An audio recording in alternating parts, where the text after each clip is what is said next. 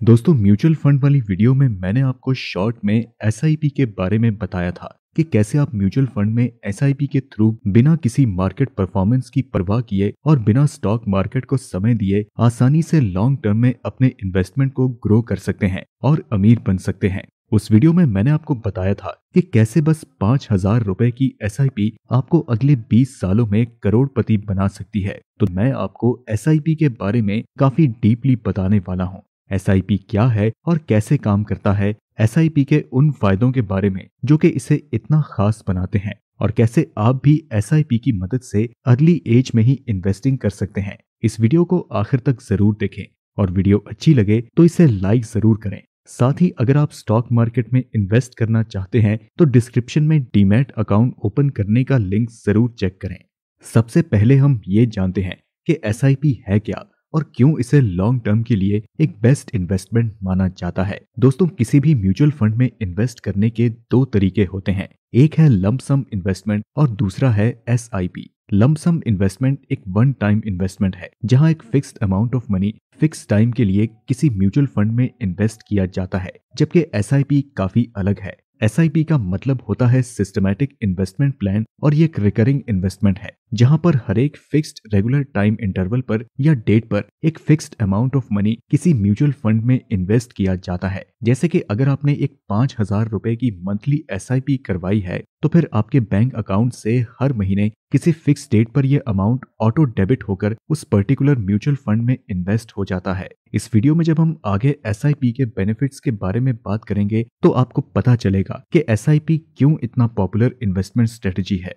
फिलहाल बात करते हैं एसआईपी और लमसम के डिफरेंस के बारे में और जानते हैं कि इनमें से इन्वेस्टमेंट के लिए कौन सा बेटर है। दोस्तों, एसआईपी और लमसम दोनों ही काफी अलग तरीके की इन्वेस्टमेंट है और ये इतनी अलग है कि इन्हें आपस में कंपेयर भी नहीं किया जा सकता। लमसम में आप एक इन्वेस्टमेंट करते हैं, जबकि एसआईपी में आप रेगुलर इंटरवल में इन्वेस्ट करते हैं। आप 1,00,000 रुपए की लमसम इन्वेस्टमेंट को 5,000 रुपए की एक 20 महीने की एसआईपी से कंपेयर नहीं कर सकते हैं, क्योंकि इन दोनों में प्रिंसिपल अमाउंट और टाइम सब कुछ काफी अलग है और इसी कारण इनके रिटर्न्स भी काफी अलग होते हैं। तो दोस्तों, बात करते हैं एसआईपी के उन फायदों के बारे में जिस कारण एसआईपी को मैजिकल कहा जाता है। एसआईपी का पहला बेनिफिट ये है कि इसमें आपको कॉस्ट एवरेजिंग बेनिफिट्स मिलते हैं, जिसे हम रुपी कॉस्ट एवरेजिंग भी कहते हैं। म्यूचुअल फंड में कॉस्ट एवरेजिंग को समझने के लिए हमें पहले एनएवी समझना होगा। जिस तरह किसी स्टॉक की वैल्यू उसके शेयर प्राइस से पता चलती है, उसी तरह किसी म्यूचुअल फंड की वैल्यू उसके एनएवी से पता चलती है। एनएवी का फुल फॉर्म होता है नेट एसेट वैल्यू, और जब भी आप किसी म्यूचुअल फंड में अपने पैसे इन्वेस्ट करते हैं तो इसी वैल्यू के अनुसार आपको यूनिट्स मिलते हैं। ये एक ऐसा प्राइस है जिसपे म्यूचुअल फंड्स के यूनिट खरीदे और बेचे जाते हैं। सपोज करें कि किसी म्यूचुअल फंड का एनएवी 20 रुपए है और उसमें आप 100 रुपए इन्वेस्ट करते हैं, तो आपको उस म्यूचुअल फंड के टोटल 5 यूनिट्स मिलेंगे। और फ्यूचर में अगर उस म्यूचुअल फंड की एनएवी बढ़कर 25 रुपए हो जाती है तो फिर आप इन्हीं 5 यूनिट्स को 125 रुपए में बेच सकते हैं।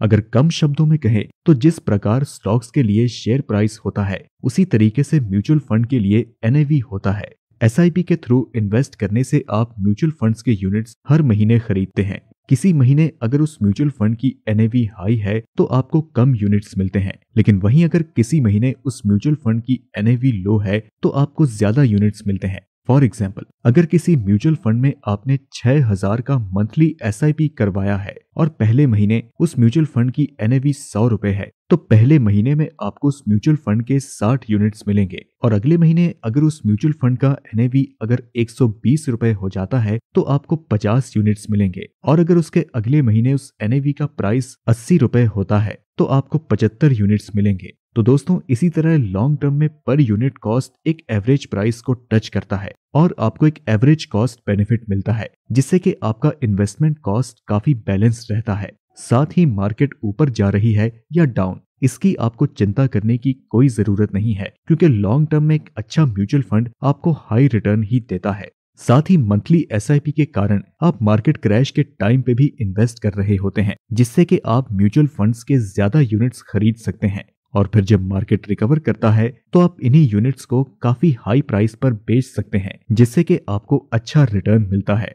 आमतौर पर मार्केट क्रैश के समय लोग इन्वेस्ट करने से डरते हैं और इसी वजह से वो इन मौकों का फायदा नहीं उठा पाते हैं। दोस्तों, एसआईपी का सेकंड बेनिफिट ये है कि एसआईपी में आपका पैसा कंपाउंडिंग के पावर से ग्रो करता है। अगर आपने इस चैनल पे पावर ऑफ कंपाउंडिंग वाली वीडियो को देख लिया है तो आपको पता होगा कि कंपाउंडिंग में वेल्थ को ग्रो करने के लिए टाइम ही सबसे ज्यादा जरूरी फैक्टर होता है। वॉरेन बफेट ने एक बार कहा था कि I started investing at 13 and I was late.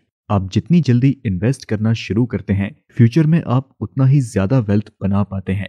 अगर आप किसी से 10 या 20 साल पहले इन्वेस्टिंग स्टार्ट करते हैं तो वह आदमी आपसे दुगना पैसा इन्वेस्ट करने के बावजूद आपके जितनी दौलत नहीं बना सकेगा। फॉर एग्जाम्पल, सपोज करें कि दो लोग हैं, मिस्टर ए और मिस्टर बी, और इन दोनों ने इन्वेस्टिंग शुरू की है। एक ने 25 की उम्र में और दूसरे ने 35 की उम्र में। मिस्टर ए ने 5,000 रुपए की एसआईपी 25 की उम्र में स्टार्ट की और मिस्टर बी ने 10,000 की एसआईपी 35 साल की उम्र में स्टार्ट की। 15% के रिटर्न्स के हिसाब से दोनों ही 55 की एज में जब इन्वेस्टमेंट को विड्रॉ करने जाते हैं तो ए को 3.5 करोड़ मिलते हैं, जबकि बी को सिर्फ 1.5 करोड़ मिलते हैं, जो कि ए के कंपैरिजन में आधे से भी कम है। मिस्टर बी ने मिस्टर ए के मंथली एसआईपी के मुकाबले दुगना एसआईपी करवाया, लेकिन फिर भी उनके पास 55 की उम्र में ए के कंपैरिजन में आधा ही वेल्थ है।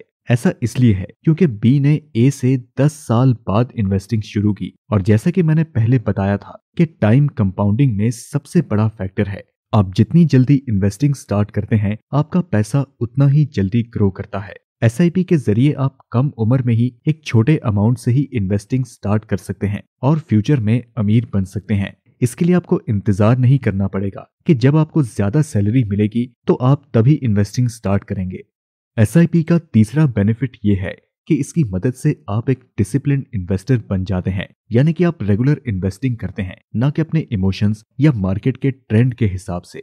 शेयर मार्केट से अमीर बनने के लिए सबसे पहले आपको एक डिसिप्लिन इन्वेस्टर बनना पड़ता है, क्योंकि इनकंसिस्टेंट इन्वेस्टिंग आपको शेयर मार्केट में एक असफल इन्वेस्टर बना देती है और हो सकता है कि आप कोई भी प्रॉफिट ना बना सके। एसआईपी के जरिए आपके बैंक अकाउंट से हर महीने एक fixed amount of money fix date पर ऑटो डेबिट होता रहता है और आपका पैसा म्यूचुअल फंड में इन्वेस्ट हो जाता है। इसके लिए आपको खुद का कोई एफर्ट नहीं लगाना पड़ता। आपको बस अपनी एसआईपी की डेट सैलरी के क्रेडिट होने से 1 या 2 दिन के बाद की रखनी है, ताकि आप अपने पैसों को खर्च करने से पहले ही इन्वेस्ट कर सकें। इस तरह से आप एक डिसिप्लिन इन्वेस्टर बन जाते हैं। दोस्तों, एसआईपी के और भी कई बेनिफिट्स हैं, जैसे कि लो कैपिटल रिक्वायरमेंट और नो लेट फाइन। आप एसआईपी में मिनिमम 500 रुपए से ही इन्वेस्टिंग स्टार्ट कर सकते हैं, और ये एसआईपी का बहुत ही बड़ा फायदा है, क्योंकि 500 रुपए से आप शायद ही शेयर मार्केट में किसी अच्छी कंपनी से शेयर खरीद सकते हैं। म्यूचुअल फंड में एसआईपी के जरिए आप इतने कम अमाउंट में ही शेयर मार्केट के टॉप कंपनीज में इन्वेस्ट कर सकते हैं। इसके साथ ही एसआईपी में आपको काफी फ्लेक्सिबिलिटी मिलती है, जैसे कि आप जब चाहें अपने एसआईपी को बंद कर सकते हैं, या फिर अगर किसी महीने आपके बैंक अकाउंट में पैसे नहीं हैं तो आप उस महीने एसआईपी स्किप भी कर सकते हैं। इसके लिए आपको कोई फाइन नहीं देना पड़ता, और इन्हीं कारणों से एसआईपी को लॉन्ग टर्म के लिए बेस्ट इन्वेस्टमेंट माना जाता है। अगर आप भी अर्ली एज में इन्वेस्टिंग स्टार्ट करना चाहते हैं, शेयर मार्केट को ज्यादा समय नहीं देना चाहते हैं और लॉन्ग टर्म में इन्वेस्टिंग से अमीर बनना चाहते हैं, तो एसआईपी आपके लिए एक बेहतरीन इन्वेस्टमेंट स्ट्रेटजी है। आशा करता हूं कि आपको इस वीडियो से एसआईपी के बारे में काफी कुछ जानने को मिला होगा। याद रहे कि अगर आप एसआईपी के थ्रू इन्वेस्ट करते हैं तो हमेशा लॉन्ग टर्म के लिए इन्वेस्ट करें और शॉर्ट टर्म के रिटर्न्स पर ज्यादा ध्यान ना दें। साथ ही अगर आपको ये वीडियो हेल्पफुल लगी हो तो इसे लाइक करें, और हमारे चैनल पर नए हैं तो इसे सब्सक्राइब जरूर करें। हम मिलते हैं आपसे अगली वीडियो में, तब तक के लिए नमस्कार।